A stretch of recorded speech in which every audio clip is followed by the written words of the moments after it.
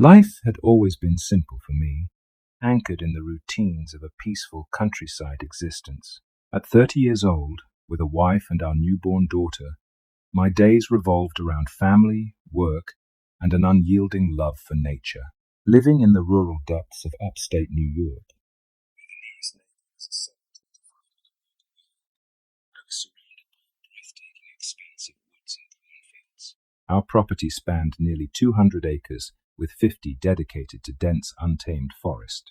For as long as I could remember, this land was my sanctuary. I had spent countless hours exploring its every shadow, learning the patterns of wildlife, and listening to the songs of birds carried by the wind. The outdoors was not just a place for me, it was a deeply rooted part of who I was. That day started like any other. I kissed my wife goodbye early in the morning, just as dawn was breaking, and headed off to work. It was February 2nd, a crisp, icy morning with a sky painted in muted shades of grey. I remember noticing how still everything felt that morning. Even the usual chirping of sparrows seemed subdued, almost hesitant. My wife had called me twice during the day, first to mention the cows. She sounded slightly alarmed, telling me they had been huddled in the corner of their fenced lot all morning, pressed together as if warding off some unseen threat. I brushed it off, assuming they were spooked by coyotes or some other nuisance. Later, she called again, this time to tell me about our dog. Maya, a year-old pit bull, was refusing to step outside. Normally bold and protective, she cowered by the door, trembling, her tail tucked tightly under her body. That caught my attention. Animals sense things we can't. Still, I dismissed it, reassuring her that I would look into it when I got home. The sun was already setting by the time I turned onto the dirt road that led to our house. The fields on either side were shadowed, their once golden stalks turned skeletal by winter's grip. As I approached our home, my eyes were drawn to the cows again. There were 12 of them, fully grown, each over 1,000 pounds, and yet they were pressed together in a corner of their lot, trembling like leaves. Their collective weight had bent the fencing inward. Something was terribly wrong. My stomach knotted as I parked the truck. The eerie silence around me felt oppressive. There was no wind, no sound of birds, not even the distant rustling of leaves. As I stepped out, I heard it for the first time, a deep, guttural growl. It was unlike anything I had ever heard. The sound reverberated through the cold air, raising every hair on my body. It was a mix of a snarl and a scream, an otherworldly noise that defied explanation. I froze, my heart hammering in my chest as I scanned the darkening woods for any sign of movement. But there was nothing, just the impenetrable shadows of the trees, standing silent and still. I hurried inside, my mind racing. My wife met me at the door, her eyes wide with fear. She pointed me toward the side of the house where deep gouges marred the siding. There were 4 distinct lines, as if something with massive claws had raked across it. The sight sent a chill down my spine. Then it came again, the growl.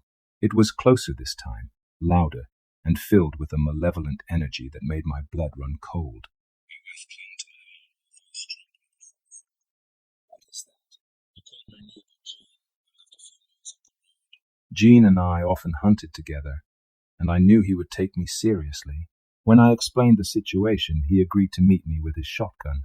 Armed with my own 12-gauge and a high-powered spotlight, we climbed into the buggy and headed into the woods. The night had fully descended by then, wrapping the forest in an impenetrable darkness. The only light came from the buggy's headlamps, casting long, eerie shadows that danced with every bump in the road. The first sign of trouble came when we spotted the deer. They burst from the trees in waves, their white tails flashing as they fled. It wasn't just a few deer, there were dozens, sprinting in panicked groups that barely registered our presence. Jean and I exchanged uneasy glances. Deer didn't behave like this unless something had sent them into a frenzy. Then we heard it. A heavy, rhythmic breathing coming from somewhere in the trees. I killed the engine, and the silence that followed was deafening. My pulse thundered in my ears as I swung the spotlight into the woods. For a moment there was nothing, just the gnarled trunks of trees and the skeletal branches above. And then I saw it. At first it was just a silhouette partially obscured by a massive oak, but as the spotlight caught it fully, my breath hitched in my throat. It was enormous, at least 8 feet tall, with a massive muscular frame covered in short, dark fur. Its head was unmistakably canine, with pointed ears and a long, narrow snout, but it wasn't a dog. Its body was too human, its movements too deliberate. Its eyes glowed with an unnatural amber light, reflecting the beam of my spotlight like two burning coals. Jean whispered a string of curses under his breath, and I heard the click of his shotgun. Before I could react, he fired. I saw the spray of blood, the way its massive body recoiled. But it didn't fall. Instead, it let out a scream, a blood-curdling, bone-chilling sound that echoed through the woods and seemed to rattle the very air around us. The creature's scream was like nothing I had ever heard, a sound so piercing and guttural it reverberated in my chest.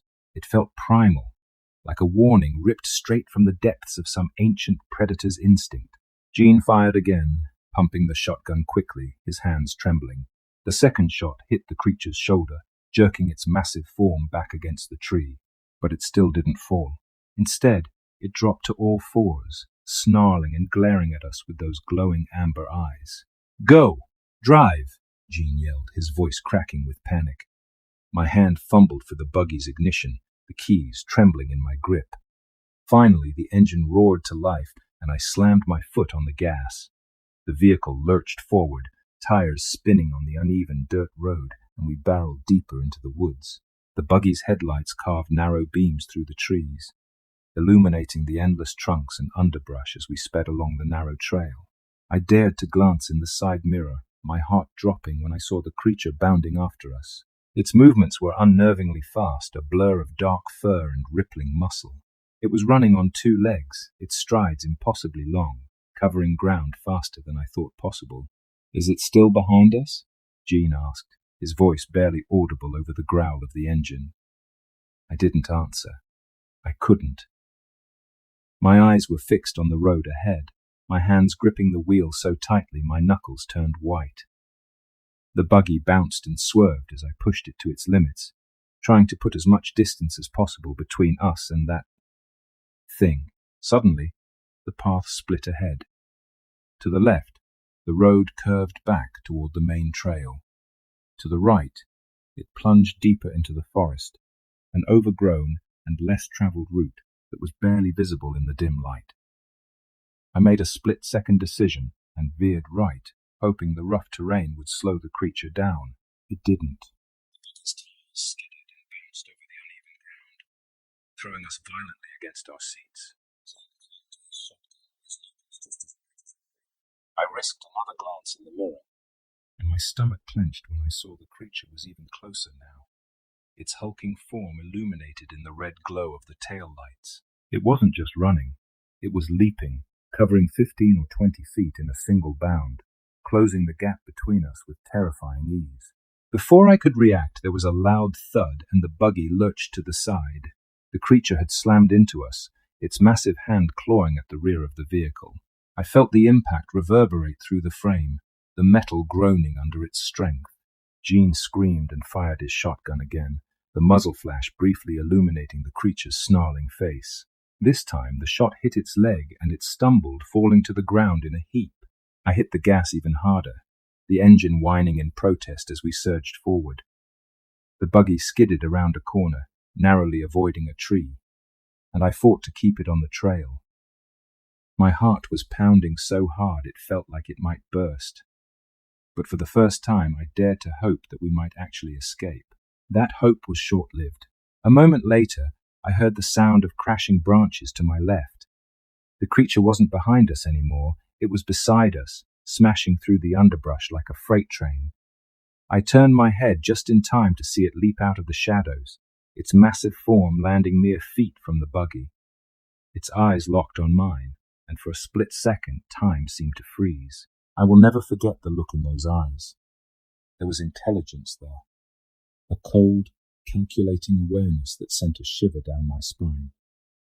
This wasn't just an animal. This was something far worse.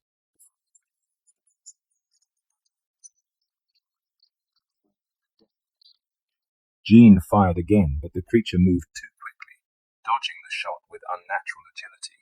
It leapt onto the hood, its massive claws digging into the metal as it stared through the windshield at me. I could see its teeth, now jagged and impossibly sharp, glinting in the dim light. "Shoot it! Shoot it!" I screamed, my voice hoarse with terror. Jean fumbled with the shotgun, trying to reload, but the creature was too fast. It slammed its hand down on the windshield, cracking the glass. I ducked instinctively, my hand still gripping the wheel, and swerved wildly, trying to throw it off. The buggy veered off the trail, crashing through bushes and small trees before skidding to a stop in a clearing. The creature was thrown from the hood, tumbling to the ground in a heap. For a moment, everything was still. I could hear nothing but the pounding of my heart and the rasping of my own breath. Then it rose. Slowly, impossibly, the creature stood, its hulking frame towering over us in the dim light. Blood dripped from a wound in its chest where Jean's earlier shot had hit, but it didn't seem to care. It let out another roar, louder and more guttural than before, and I felt the sound reverberate in my very bones. I knew then that there was no escaping this. This wasn't a predator looking for food. This was something far worse. Something that wanted to hunt us, to toy with us, to make us suffer. The creature took a step forward, its massive claws leaving deep gouges in the ground. I couldn't move, couldn't think. My entire body was paralyzed with fear as I stared at this monstrous figure, its amber eyes glowing with an intensity that felt almost supernatural. Jean, finally reloading his shotgun, broke the spell with a sharp cry. "Get behind me!" he shouted, raising the weapon and firing again. The shot hit the creature square in the chest, and for the first time it staggered backward, its massive frame lurching from the impact. But even then, it didn't fall. Instead, it bared its teeth and snarled, a sound so guttural and primal that it made the hair on the back of my neck stand on end. I scrambled out of the buggy, my legs feeling like jelly as I tried to put some distance between myself and the monster. Jean fired again, this time hitting its shoulder. The creature roared in fury, the sound echoing through the clearing, and then it charged. It moved faster than I thought possible, closing the gap between us in mere seconds. Jean barely had time to raise his shotgun again before the creature swatted it aside with a single powerful swipe. The weapon flew through the air, landing somewhere in the underbrush, and Jean was left defenseless. I watched in horror as the creature lunged at him, its massive claws swinging in a deadly arc. Jean managed to dodge to the side, but the movement was awkward, and he stumbled, falling to the ground. The creature loomed over him, its teeth bared, ready to strike. "Hey!" I shouted, my voice breaking with desperation. I didn't know what I was doing. I didn't have a weapon, didn't have a plan. But I couldn't just stand there and watch as it killed him. The creature's head snapped, its glowing eyes locking onto mine. For a moment, I thought I had made a terrible mistake. But then Jean seized the opportunity, grabbing a large branch from the ground and swinging it with all his strength. The makeshift weapon struck the creature's side, and it roared in anger, turning its attention back to him. I stumbled backward, frantically scanning the clearing for anything I could use as a weapon. My eyes landed on a large rock near the base of a tree, and I lunged for it, my fingers scraping against the rough surface as I picked it up. The creature was still focused on Jean, who was swinging the branch wildly, trying to keep it at bay. Summoning every ounce of courage I had, I hurled the rock at the creature with all my strength. It struck the side of its head, and the beast let out a sharp, pained snarl, staggering slightly. It turned toward me again, its eyes blazing with fury, and for a moment I thought it might leave Jean and come after me instead. But then the roar of an engine shattered the tense silence. Headlights flooded the clearing as another buggy burst through the trees, its driver leaning out and shouting. It was one of my neighbors, an older man named Frank, who had likely heard the commotion and come to investigate. He was holding a rifle, and as soon as he spotted the creature, he raised it and fired. The shot hit the beast in the leg, and this time it finally seemed to register the pain. It let out a deafening roar and retreated a few steps, its massive frame trembling with rage. Frank fired again, and the creature turned, bounding into the woods with a series of thunderous crashes. For a long moment, None of us moved. The clearing was eerily silent, the only sounds the rustling of leaves and our ragged breathing. Then Frank spoke, his voice shaky. "What in God's name was that?" Jean and I exchanged a look, both of us too stunned to answer. Finally I managed to speak, my voice barely above a whisper. "I don't know, but it's still out there." Frank nodded grimly, his eyes scanning the tree line as if expecting the creature to return at any moment. "We need to get back to the house. Now." We piled into Frank's buggy, leaving my own vehicle behind in the clearing. The ride back to the house was a blur, my mind racing with 1,000 questions. What was that thing? Where had it come from? And most importantly, would it come back?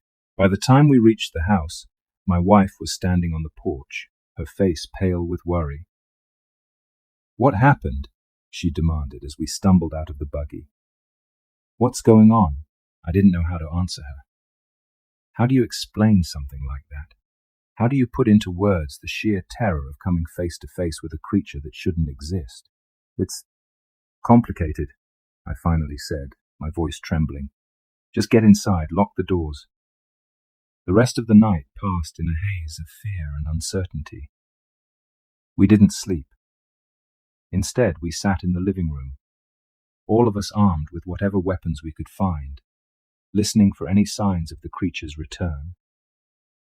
But the woods remained silent, an oppressive stillness settling over the property. As the first light of dawn broke through the windows, I finally allowed myself to relax, if only slightly. The creature hadn't come back. Maybe it was gone for good.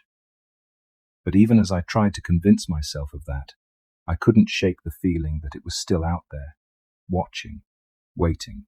The scratches on the side of the house were a grim reminder of how close we had come to losing everything. And as I looked out at the tree line, I couldn't help but wonder, was this the end, or just the beginning? As the first rays of sunlight pierced through the curtains, the relief was fleeting. The morning felt heavier than it should, as though the nightmare of the previous night had left an indelible mark on the air itself. The house was unnervingly silent. Jean had fallen asleep in the chair by the front window, shotgun across his lap, while Frank leaned against the wall, his rifle still in hand. My wife sat beside me on the couch, our daughter in her arms, her small frame wrapped tightly in a blanket. Every creak of the house, every gust of wind rattling the window panes, sent a fresh wave of anxiety through me. I had always been a man who felt safest in the woods. Now, I couldn't shake the feeling that we were prisoners in our own home. When Frank finally stirred, he glanced at me, his expression grim. "You think it's gone?" he asked, his voice rough from lack of sleep. I shook my head. "I don't know," I admitted, "but I doubt it." Jean groaned as he shifted in the chair, rubbing his eyes before glancing out the window. "We need to figure out what to do," he muttered. "That thing, it's not natural." No one argued with him. What could we say? None of us had any answers. All we knew was that something monstrous had invaded our lives, and we had no idea how to stop it. Later that morning, as the sun climbed higher into the sky, Frank suggested we go out to inspect the property. "We need to know if it's still around," he said, "and if it's not, we need to see what kind of damage it left." I didn't want to leave the house, but I knew he was right. We couldn't just sit there and wait. We armed ourselves, Jean with his shotgun, Frank with his rifle, and me with the old hunting knife I kept in a drawer by the front door, and stepped outside. The yard was eerily quiet. Even the birds seemed hesitant to make a sound. The cattle were huddled near the barn, their movements skittish, and the dog, Maya, refused to leave the porch. As we moved toward the tree line, I couldn't shake the feeling that we were being watched. It wasn't long before we found the first signs of the creature's rampage. Deep gorges marred the trunks of several trees, the bark shredded as though something massive had raked its claws across them. Further into the woods, we discovered more. Broken branches, patches of flattened grass, and chillingly a trail of blood. The blood was fresh, its bright crimson color stark against the forest floor. Jean crouched down to examine it, his face pale. "This is from that thing," he said, his voice barely above a whisper. "It's injured." "Good," Frank muttered, gripping his rifle tightly. "Maybe it'll bleed out." But even as he said it, I knew it wasn't true. That creature had taken a shotgun blast to the chest and barely flinched. Whatever it wasn't going to go down easily. As we made our way back to the house, the sound stopped us in our tracks. The low rumble of an approaching engine. My heart leapt into my throat. For a moment, I thought the creature had returned, but then I realized the sound was coming from the road. We emerged from the woods to see a large black SUV pulling into the driveway. The vehicle's windows were heavily tinted, and its sleek, ominous design immediately set me on edge. As it came to a stop, the doors opened, and 3 men stepped out. They were dressed in plain, dark clothing, their expressions unreadable. The one in front was tall and broad-shouldered, with a neatly trimmed beard and piercing blue eyes.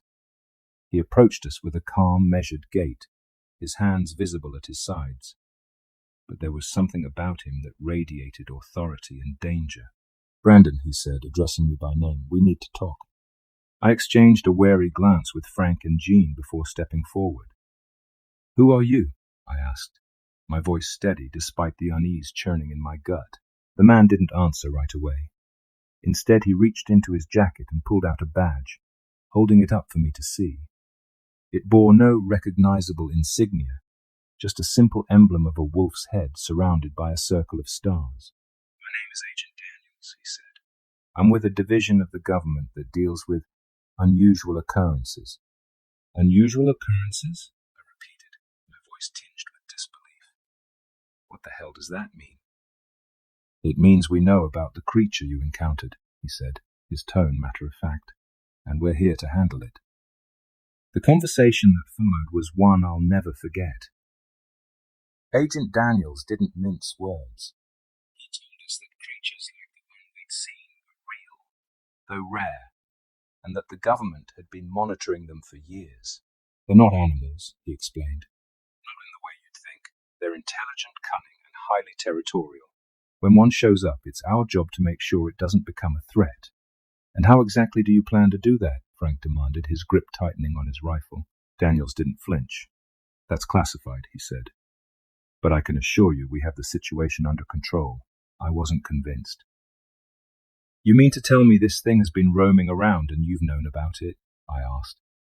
"Why didn't you warn us?" Daniels sighed. "Because creatures like this are complicated. If the general public knew about them, it would cause mass panic.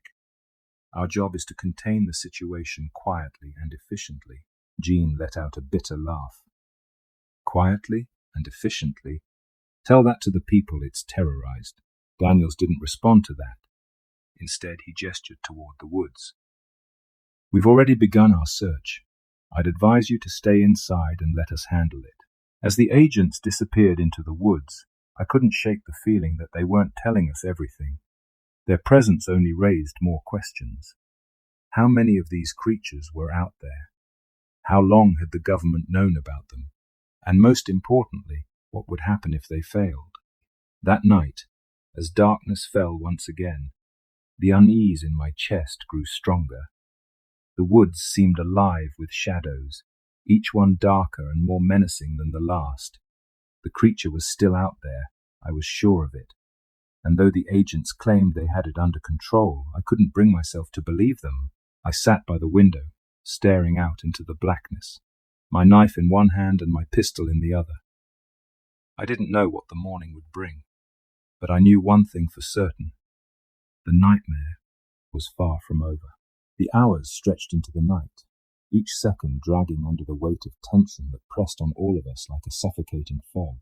Inside the house, silence reigned, broken only by the occasional creak of the old wood and the soft murmur of my wife as she tried to comfort our daughter. Jean and Frank took turns patrolling the windows, their weapons at the ready, while I sat at the kitchen table, my mind racing with thoughts I couldn't push aside. What if the agents failed? What if the creature returned?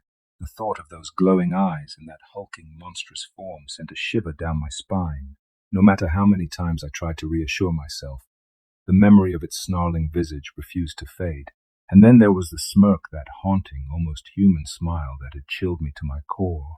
It wasn't just a beast, it was something far worse. A sudden knock at the door shattered the quiet, making all of us jump. I leapt to my feet, my hand instinctively going to the knife at my belt.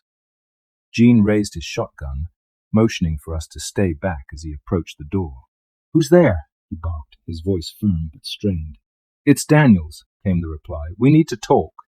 Jean hesitated for a moment before unlocking the door and swinging it open. Agent Daniels stood on the porch, his face grim, a flashlight in one hand and a pistol holstered at his side. Behind him, the other agents lingered in the shadows, their expressions unreadable. "We've made progress," Daniels said as he stepped inside, his voice low. "But there's something you need to know." Daniels didn't waste time with pleasantries. He gestured for us to gather around and began to speak, his words measured and deliberate. "The creature you encountered is more dangerous than we initially believed," he said. "We've tracked it to a den deep in the woods, but it's not alone." The air seemed to grow colder at his words. "What do you mean, not alone?" I asked, my voice barely above a whisper. Daniels met my gaze, his expression grave. "There's evidence of others," he said. "Tracks, markings, and signs of a pack. We're dealing with more than one." Jean let out a string of curses under his breath, while Frank's knuckles whitened around the grip of his rifle. My wife, who had joined us at the table, reached for my hand, her grip tight with fear. "How many?" I asked, my heart pounding in my chest. Daniels shook his head. "We don't know for sure. 2, maybe 3. But the behavior we've observed suggests they're working together. That's unusual. Most of these creatures are solitary. And what does that mean for us?" Jean demanded, his voice rising. "Are we sitting ducks here while you guys play cat and mouse in the woods?" Daniels held up a hand. "We're doing everything we can to neutralize the threat," he said. "But until we've contained the situation, I need you all to stay inside. Lock your doors, keep your weapons close, and do not, under any circumstances, go outside after dark." His words did little to ease my growing sense of dread. If the creature or creatures wanted to get in, I doubted a locked door would stop them. The night wore on, each passing hour a test of endurance. We huddled in the living room, the tension so thick it felt like a living thing. Outside, the woods seemed to hold their breath, the usual nighttime symphony of crickets and owls eerily absent. Even the cattle were silent, their earlier agitation replaced by an unnatural stillness. At one point, Jean turned to me, his face pale and drawn. "You think those agents can really handle this?" he asked. I wanted to say yes, to offer him some semblance of hope, but I couldn't lie. "I don't know," I admitted. "But we don't have much of a choice." Around midnight, a sound broke the silence. A low, guttural growl that seemed to come from everywhere and nowhere all at once. My heart stopped as I glanced at the others. Jean was already on his feet, his shotgun raised, while Frank moved to the window, his movements cautious but swift. "It's close," Frank whispered, his voice trembling. Daniels, who'd stayed behind with us, motioned for everyone to stay quiet. He moved to the door, his hand on the hilt of his pistol, and peered outside through the peephole. After a moment, he turned back to us, his expression grim. "Stay here," he said. "I'll handle this." Before any of us could protest, he stepped outside, closing the door quietly behind him. We listened as his footsteps faded, leaving us alone in the suffocating silence. It wasn't long before chaos erupted. A series of gunshots rang out, shattering the quiet night. My wife let out a gasp, clutching our daughter tighter as the rest of us scrambled to the windows. Through the glass, I could see the flashes of muzzle fire in the distance, accompanied by the unmistakable sound of snarls and growls. "They've found it," Jean muttered, his voice barely audible. I could only watch, my stomach twisting in knots as the battle unfolded. The agent's strategy was methodical. They moved in coordinated formations, their weapons trained on the shadows. But the creature or creatures were relentless, their movements impossibly fast and fluid.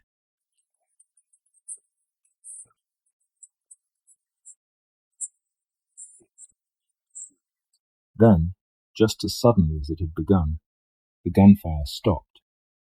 The silence that followed was deafening, a heavy, oppressive weight that settled over us like a shroud. My pulse raced as I strained to see what was happening, but the darkness revealed nothing. "Do you think they got it?" Frank asked, his voice tinged with both hope and fear. Before I could answer, a deafening crash echoed from the direction of the barn. The sound was so sudden and jarring that it made us all jump. My blood ran cold as I realized what it meant. "It's here," I whispered. The next moments were a blur of panic and desperation. We barely had time to react before the creature was upon us. It moved with terrifying speed, its massive form a shadowy blur as it hurtled toward the house. The first blow shattered the porch railing, splintering the wood like it was nothing. The second sent the front door flying off its hinges, the sound of the impact reverberating through the house. Jean fired first, his shotgun blast echoing like thunder. The creature recoiled but didn't fall, its glowing eyes locking onto him with a fury that froze my blood. Frank followed suit, his rifle barking as he sent round after round into the beast. Each shot seemed to stagger it, but it wasn't enough. It kept coming. "Get upstairs!" I shouted to my wife, pushing her toward the staircase. She hesitated for a moment, her eyes wide with fear, before obeying. I turned back to see Jean being thrown across the room, his body slamming into the wall with a sickening thud. Frank was reloading, his hands shaking as he tried to steady his aim. I didn't think. I couldn't. I grabbed the knife from my belt and lunged at the creature, the blade sinking into its side. It let out a deafening roar, its massive hands swiping at me and sending me crashing to the floor. The pain was immediate and all-consuming, but I forced myself to get up, adrenaline overriding everything else. Daniels appeared then, his face bloodied but determined. He held a device in his hand, a small black cylinder that emitted a high-pitched whine. The creature froze, its body convulsing as the sound seemed to overwhelm it. Daniels shouted something I couldn't hear over the noise, and the other agents stormed in, their weapons blazing. The creature let out one final, ear-splitting roar before collapsing to the ground, its massive body heaving with labored breaths. The agents moved quickly, securing it with chains and restraints that seemed to glow faintly in the dim light. Daniels turned to me, his expression a mix of relief and exhaustion. "It's over," he said, but as I looked at the creature, its glowing eyes still fixed on me, even in defeat, I couldn't shake the feeling that this was far from the end. The creature lay motionless, its chest heaving as it drew shallow, ragged breaths. The agents worked quickly, wrapping it in heavy chains that seemed to emit a faint, otherworldly glow. I could still hear the high-pitched whine from Daniel's device, though it had grown quieter, its intensity now subdued. The eerie glow of the chains cast strange shadows on the walls, painting the scene with an almost surreal quality. My legs felt like they might give out beneath me, but I forced myself to stay upright. Jean groaned from where he'd been thrown, his face pale as he clutched his ribs. Frank had managed to steady himself, though his hands were still trembling as he reloaded his rifle. My wife and daughter were upstairs, safe for the moment, though I doubted they felt secure. Daniels approached me, his face grim. "We've got it," he said, his voice heavy with exhaustion. "But this isn't the end." "What do you mean?" I asked, my voice hoarse. I glanced at the creature, its eyes still glowing faintly in the dim light. "You said it's over." Daniels shook his head. "This one might be down, but there are more out there," he said, "and now they know about you." The weight of his words settled over me like a shroud. I looked back at the creature, its body massive and grotesque even in defeat. The idea that there could be more of them lurking in the woods waiting for the right moment to strike was almost too much to bear. Over the next few hours, the agents worked tirelessly, securing the creature and preparing to transport it. They moved with precision and efficiency, their demeanor cool and professional despite the chaos we had just endured. Daniels stayed close, answering my questions in cryptic, measured responses that left me more unsettled than reassured. "What is it?" I asked at one point, my voice barely above a whisper. Daniels hesitated before answering. "Something that shouldn't exist, he said. We've encountered these creatures before, but they're rare. Most people who see them don't live to tell the tale. I shuddered at his words. Why here? I pressed. Why now? Daniels didn't answer right away. Instead, he looked out the window, his expression distant. They're drawn to certain places, he said finally. Certain people. I can't explain why, but it's not random. His words sent a chill down my spine. I thought of the cattle huddled in the corner of the field, the scratches on the side of the house, the haunting howls that had echoed through the night. Had we somehow attracted this creature? Or had it been here all along, watching and waiting? By dawn, the agents were ready to leave. The creature had been loaded into the back of their black van, its massive form barely contained by the reinforced restraints. Daniels lingered for a moment, his gaze meeting mine.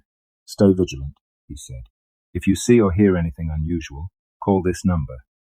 He handed me a small, unmarked card with a single phone number printed on it. And for your own safety, don't tell anyone about what happened here. I nodded, though the words felt hollow. How could I possibly go back to my life after what I had seen? The thought of stepping outside, of venturing into the woods again, seemed impossible. As the agents pulled away, their vehicles disappearing down the dirt road, I felt a strange sense of emptiness. The immediate danger was gone, but the unease remained, a gnawing fear that refused to be silenced. In the days that followed, life returned to a semblance of normalcy. The cattle settled back into their routine, no longer huddling in fear. The woods, once so menacing, seemed to regain some of their natural rhythm. Birds chirped, the wind rustled through the trees, and the oppressive silence that had haunted us was gone. But I couldn't shake the feeling that something had changed. I found myself constantly looking over my shoulder, listening for sounds that didn't belong. Every rustle of leaves, every distant howl sent a jolt of fear through me. My once beloved woods, the place where I had spent so many peaceful hours, now felt like a prison. Jean and Frank were similarly affected. Jean refused to leave his house after dark, while Frank spoke of moving away altogether. It's not worth it, he said one evening over a beer. Whatever they are, they don't belong here, and I'm not sticking around to find out what happens next. As much as I tried to put the incident behind me, I couldn't escape the lingering questions. What were these creatures? Why had they come here? And perhaps most unsettling of all, would they come back? I thought often of Daniel's warning, his cryptic words echoing in my mind. They know about you. It was a chilling thought, one that kept me awake at night. Had we crossed some invisible line by confronting the creature? Had we become a target, marked in some way that I couldn't understand? The weeks turned into months, and though the fear began to fade, it never disappeared entirely. I avoided the woods, sticking close to the house whenever possible. My wife tried to reassure me, her gentle words a balm to my frayed nerves.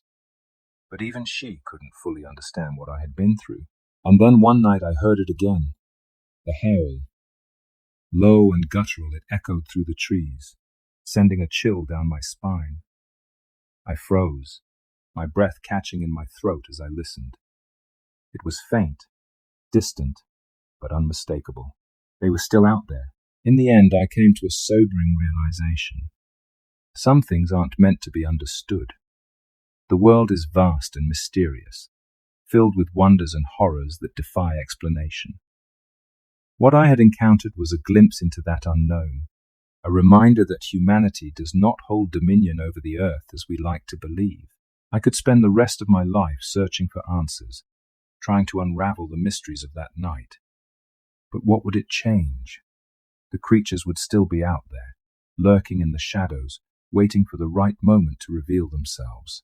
And so, I chose to move forward, not without fear, but with a renewed sense of respect for the unknown. The woods may never feel safe again, but they are no longer my enemy. They are a reminder of the fragility of our existence, of the thin veil that separates us from the wild, untamed forces that surround us. As I write these words, the memory of that night still lingers, vivid and unrelenting. I don't know what the future holds, but I do know this. We are not alone, and perhaps that is the most terrifying truth of all.